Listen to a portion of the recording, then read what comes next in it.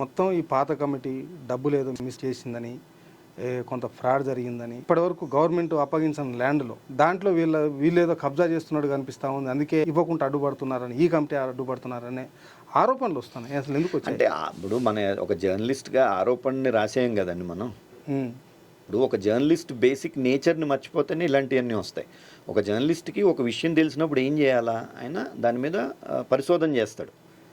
ఇప్పుడు మీరు ఏదైనా పేపర్, మీరు ఇంతకాలం మీరు ఇప్పుడు పేపర్ నడుపుతున్నారు, అంతకుముందు పేపర్లో పనిచేశారు, మీరు ఒక స్కామ్ ఉంటుంది అనుకుంటాం, దానికి ఏం చేస్తారు? అప్పుడు మీరు బేసిక్ ఎవిడెన్స్ తీసుకుంటారు, ముందు ఇన్వెస్టిగేట్ చేస్తారు, పరిశోధిస్తారు, దానికి ఎవిడెన్స్ తీసుకుంటారు. అది ఉన్న రోజుని మీకుండి స్ట్రెంగ్త్ వేరు ఉంటుంది. అది లేనప్పుడు ఇట్లాంటి ఇక వాట్సాప్లో మనకి ఇంకా దొరికిందే ఛాన్స్ కదా అని చెప్పి ఇక మన ఎవరు అడుగుతారన్న ఒక ధైర్యంతో ఇట్లాంటి ఆరోపణలు అన్నీ చేస్తున్నాయి. ఇప్పుడు కూడా నేను అదే చెప్తున్నా, మీరు చేసి ఏ ఆరోపణ అయినా సరే నిరూపించండి. మీరు నిరూపిస్తే కదా మీరు దాన్ని నెక్స్ట్ యాక్షన్ అన్నది ఉంటుందని. డబ్బుల గురించి వచ్చేటప్పటికండి చాలా బాధ అనిపిస్తుంది ఒక్కోసారి అనమాట.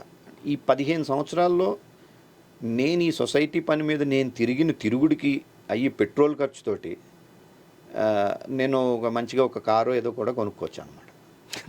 మీరు ఆలోచించండి, 15 సంవత్సరాల నుంచి నేను సొసైటీ గురించి తిరిగిన దానికి. అలాంటిది నేను ఏదో కియా కారు కొనేసుకున్నానని, ఈ డబ్బులు తీసేసుకున్నానని చెప్పి ఇప్పుడు అంటే ఇంకా ఆర్టింగ్ ఇవన్నీ కూడా జరుగుతాయి కదా ఖచ్చితంగా ఎవ్రీ ఇయర్. నేను కూడా మేబీ నాకు సొసైటీ విషయంలో ఒక ఫెయిల్యూర్ అంటూ నేను ఉన్నదంటే ఎక్కువగా కమ్యూనికేట్ చేయలేకపోవడం ఏమో. విషయాన్ని ఎక్కువగా కమ్యూనికేట్ అన్నది కూడా నేను అందుకే కోర్ట్స్లో వాడుతున్నా. కమ్యూనికేట్ చేయలేదని నేను అన్నాను, ఎక్కువగా కమ్యూనికేట్ చేయలేదేమో అనిపిస్తుంది. ఎందుకంటే అంశాన్ని పదే చెప్పలేదు నేను.